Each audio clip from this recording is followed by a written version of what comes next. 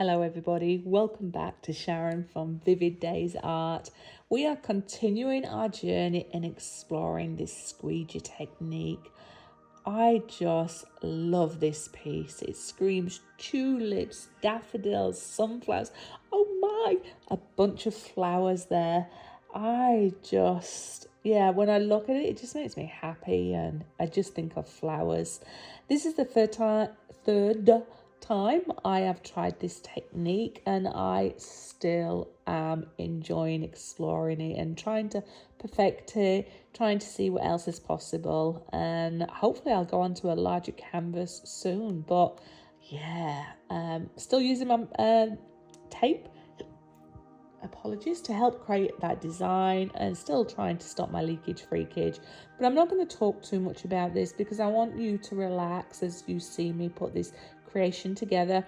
If it's your first time watching any of my videos and this technique, pop back into my catalogue. I've done 2 before and I talk out loud about what I'm doing and why I'm doing, and I also share with you in my description the 2 artists who have inspired me to go on the journey with this technique. It looks like a mess. Paint has just been splattered on top of it, eaten mess as I call it, but when you pull off the tape, it helps you see beauty.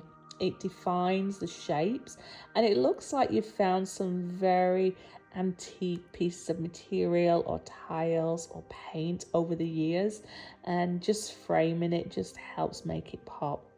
But if you are new and you haven't yet, please consider subscribing. If you're part of the community already, thank you so much for choosing to spend some time with me and your ongoing support.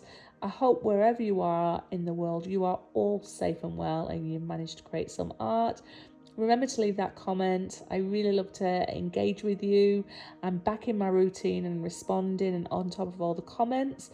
And if you are inspired and you are having a go at this yourself and you want to showcase that art, pop over to my Facebook group and join it and showcase your art in there.